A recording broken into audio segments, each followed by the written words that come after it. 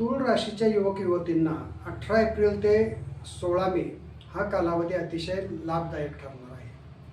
गुरु आणि शुक्राच्या शुभदृष्टीमुळं अनेक चांगले योग या ठिकाणी येणार आहेत. या कालावधीमध्ये जे युवक युवती एकमेकाच्या प्रेमात असतील किंवा जे काही सिंगल आहेत, विवाह इच्छुक आहेत, तर त्यांच्यामध्ये काही असा एक बदल घडणार आहे. लोक त्यांच्यामध्ये मोहित होणार आहेत. प्रेम संबंधांमध्ये गोडवा निर्माण होणार आहे. विवाहयोग जुळून येणार आहेत. असा हा कालावधी आहे.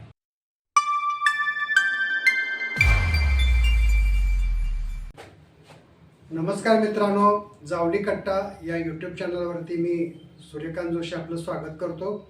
आज आपण पाहणार आहोत तूळ राशीचं 18 एप्रिल ते 16 मे म्हणजेच वैशाख महिन्याचं राशी भविष्य.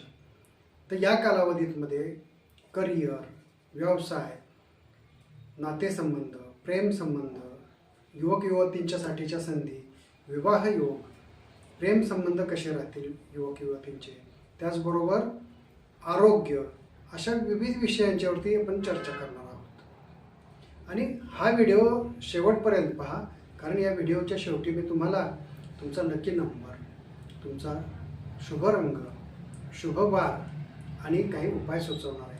18 एप्रिल ते 16 मे हा कालावधी प्रेमसंबंध आणि विवाहाच्या दृष्टीनं हा अतिशय उत्तम आणि लाभदायी ठरणार आहे. म्हणजे मे महिन्याच्या सुरुवातीला काही लोकांचे विवाह जुळून येतील. अगदी साखरपुड्यापर्यंत सुद्धा मजल मारली जाईल. तूळ राशीच्या युवक युवतींना 18 एप्रिल ते 16 मे हा कालावधी अतिशय लाभदायक ठरणार आहे. गुरु आणि शुक्राच्या शुभदृष्टीमुळं अनेक चांगले योग या ठिकाणी येणार आहेत. या कालावधीमध्ये जे युवक युवती एकमेकाच्या प्रेमात असतील किंवा जे काही सिंगल आहेत, विवाह इच्छुक आहेत, तर त्यांच्यामध्ये काही असा एक बदल घडणार आहे. लोक त्यांच्यामध्ये मोहित होणार आहेत. प्रेम संबंधांमध्ये गोडवा निर्माण होणार आहे. विवाहयोग जुळून येणार आहेत. असा हा कालावधी आहे. मग आता काय केलं पाहिजे, तर या कालावधीमध्ये आपण जर प्रेम संबंध असतील तर जोडीदाराशी बोललं पाहिजे. आपलं मन मोकळं केलं पाहिजे. फक्त काळजी घ्यायची की गैरसमज होणार नाही, त्याच्यामुळे बोलण्यामध्ये स्पष्टोक्ती ठेवा. जर काही विवाहाची बोलणी चालली असतील ती सुद्धा अगदी स्पष्टपणे बोलून करा आणि जास्तीत जास्त प्रयत्न जेवढा होईल जवळीक निर्माण करण्याचा तेवढा करा. यामध्ये विवाहसुद्धा ठरवून येण्याचे या महिन्यामध्ये योग आहे. जर काही जुने संबंध असतील, जुने नाते असतील, जुने प्रेमसंबंध असतील आणि त्यातमध्ये जर काही कटुता आली असेल तर या कालावधीमध्ये तुम्ही चर्चा करू शकता आणि चर्चेतून हे गैरसमज बाजूला करून पुन्हा एकत्र येण्याची सुद्धा संधी या महिन्यामध्ये लाभणार आहे. तूळ राशीच्या लोकांना या महिन्यामध्ये विवाहाचा योग अतिशय चांगला आहे, प्रबळ योग आहे. त्याच्यामुळं ज्यांचे विवाह ठरण्यामध्ये अडचणी येत असतील त्यांचे विवाहसुद्धा जुळून येणार आहेत. प्रयत्न करायला लागतील.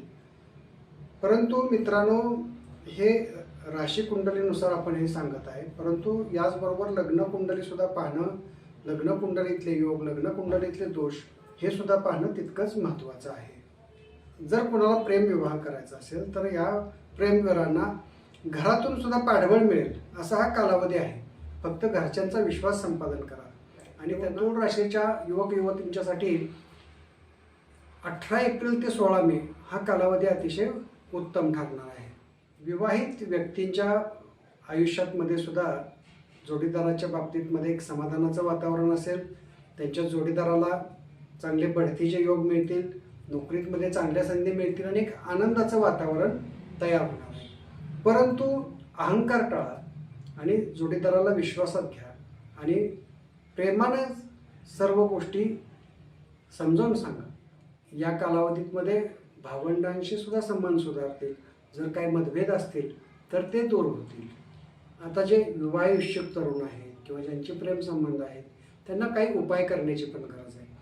त्यांनी शुक्र ग्रह त्यांचा प्रबळ असल्यामुळं किंवा त्यांच्या राशीचा स्वामी शुक्र असल्यामुळं अत्तर किंवा सुगंधित द्रव्यांचा वापर करणं गरजेचं आहे.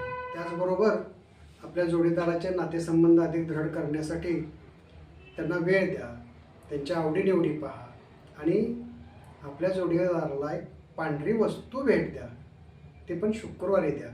त्याचा प्रभाव नक्कीच पडेल. तूळ राशीला हा महिना आर्थिक बाबतीत कसं जाईल ते पाहूया. जर तुमची काही जुनी येणी असतील तर ती या महिन्यामध्ये येतील आणि जर काही गुंतवणूक केली असेल तर त्या गुंतवणुकीतून सुद्धा आपल्याला परतावा मिळणार आहे. काही संमिश्र फळं आर्थिक बाबतीतमध्ये तूळ राशीला यामध्ये मिळणार आहेत. आता जरी तुमच्याकडे पैसे येणार असतील तरीसुद्धा खर्चही वाढणार आहेत.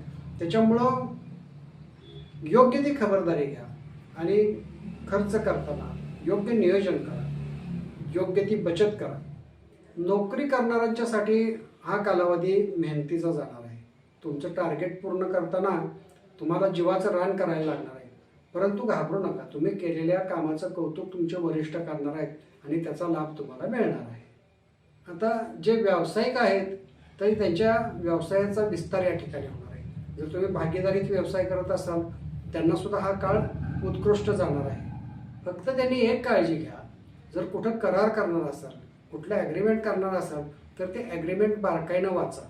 जर घाई गडबडीत तुम्ही सही कराल तर त्या ठिकाणी फसाल आणि त्याचा पश्चाताप तुम्हाला करायला लागेल. आता आरोग्याच्या बाबतीतमध्ये वैशाख महिन्याचं जर बघितलं तर कडक उन्हाळा असणार आहे.